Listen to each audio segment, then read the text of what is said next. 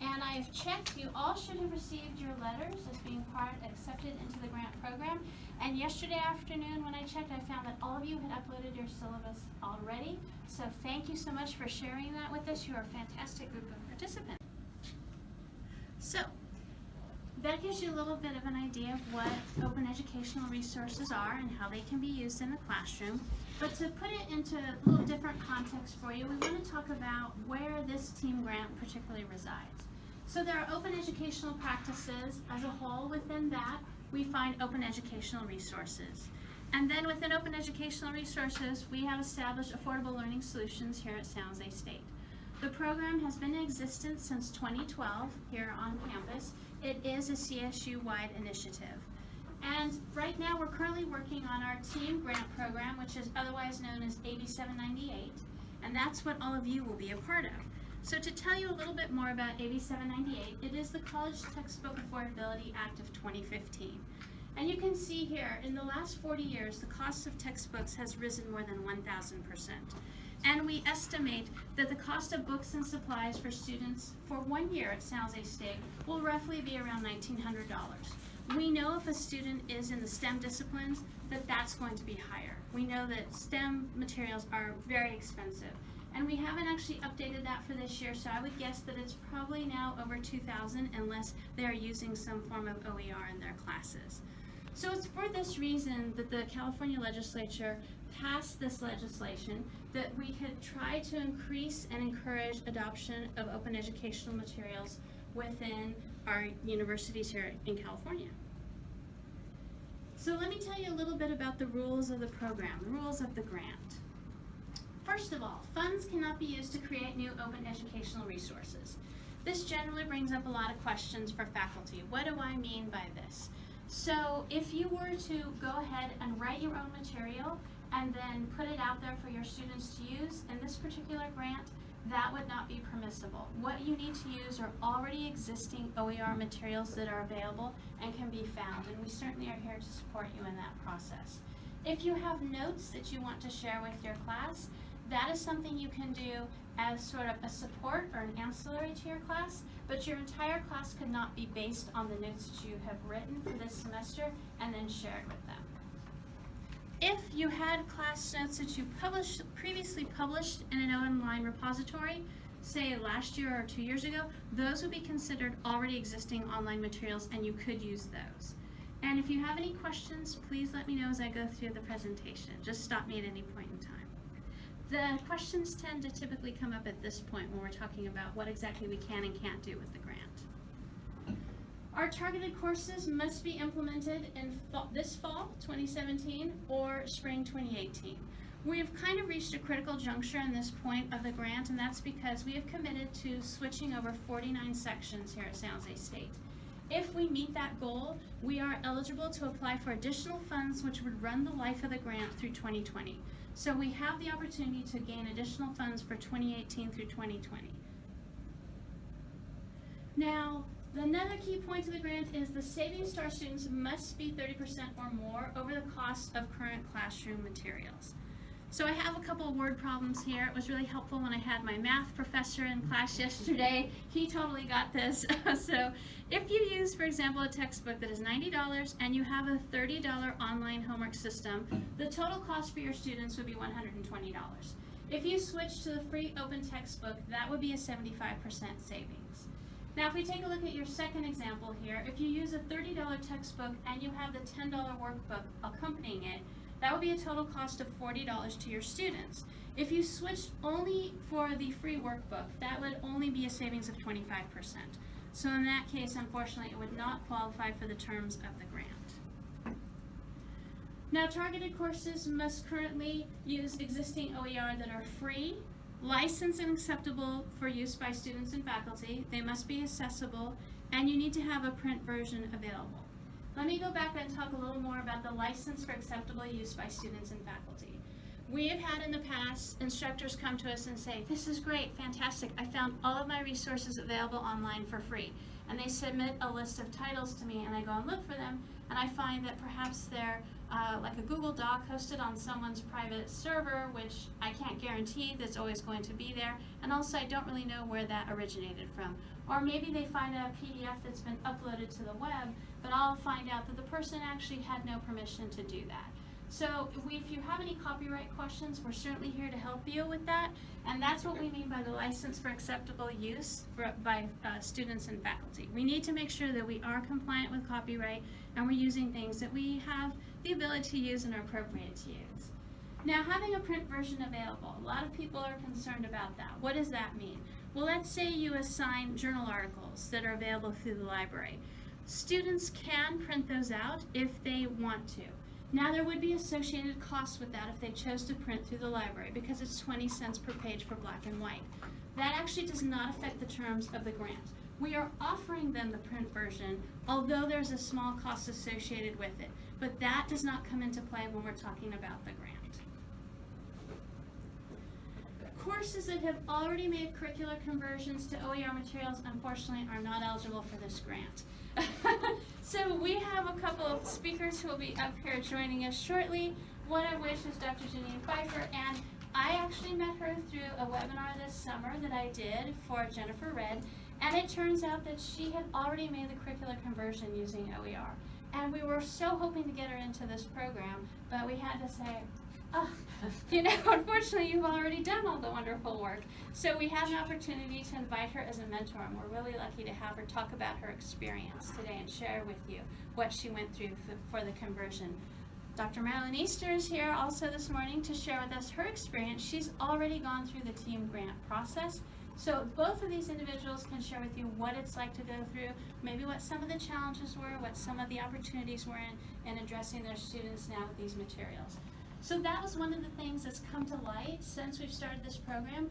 We have faculty on campus that are already using OER materials, and they weren't even aware that they were already part of this revolution, so to speak.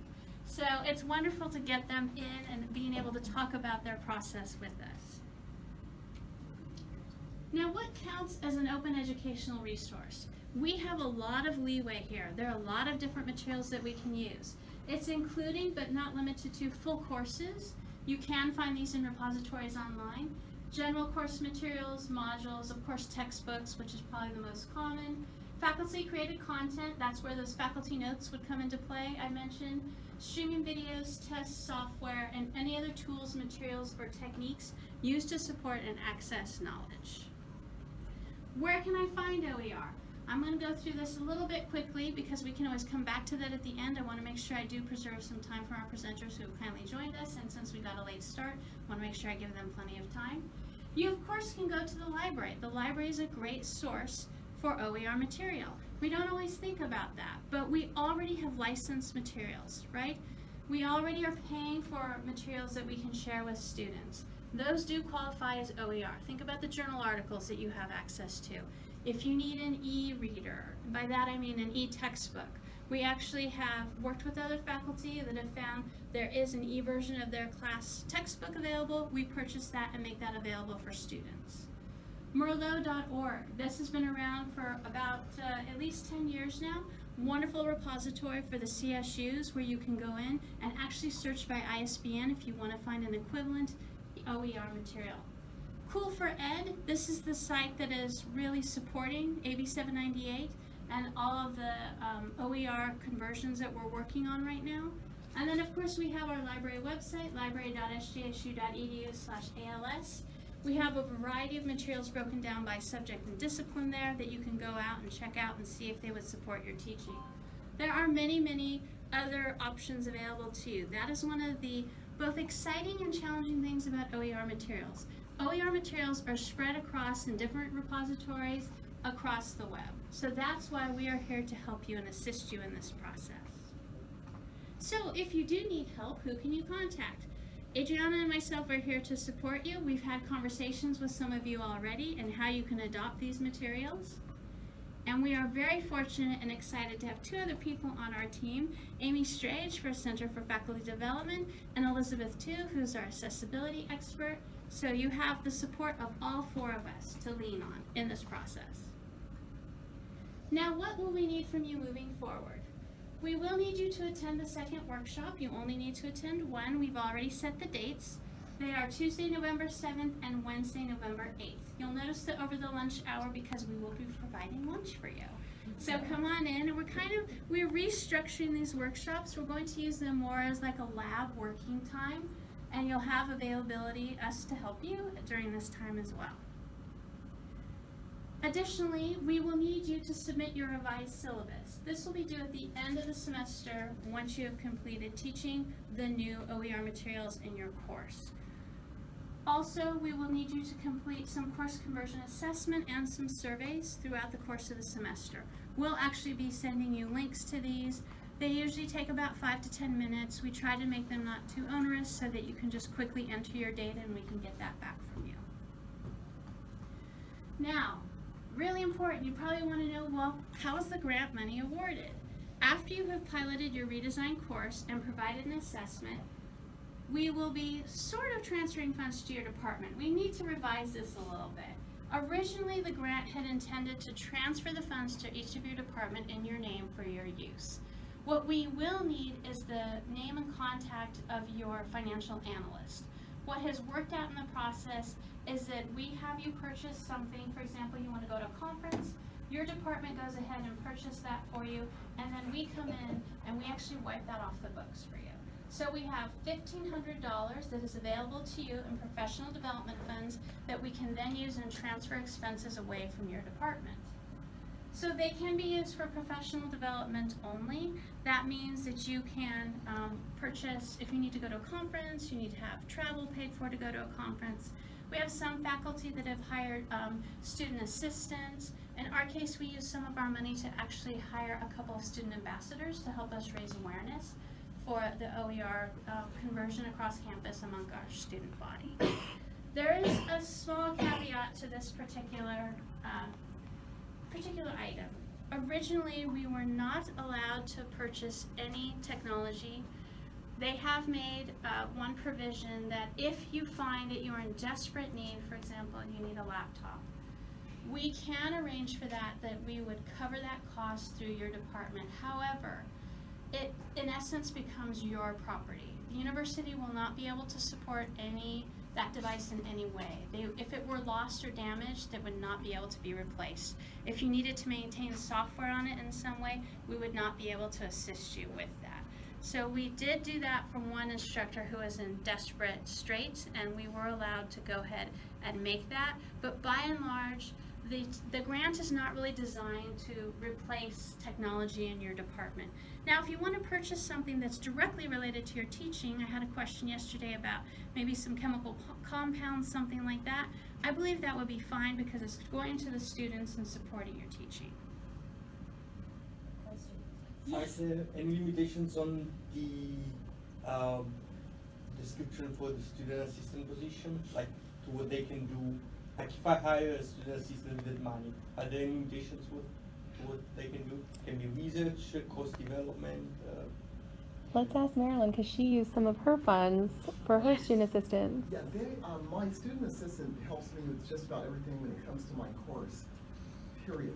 Simply because with the using the OER, there's so many different ways in which I could actually utilize those particular textbooks and looking for updates, looking for changes in the materials, because it's constantly flowing sometimes. And so you have to have someone that's really targeting the specific things. And so, yeah, I use my student assistant for a lot of things in the classroom. And I believe most of the restrictions actually come from the departments. We try to give this money away, and it's the departments that are saying, oh no, not, how can they use this? And it's like, really, it's up to, the faculty. But, we try to give the money away, and it's actually the departments that are, putting the brakes on. It's like, oh, what is this, and then also the interdepartmental transfer, because it's a grant, it's coming from a special budget. That's why we can't just transfer funds.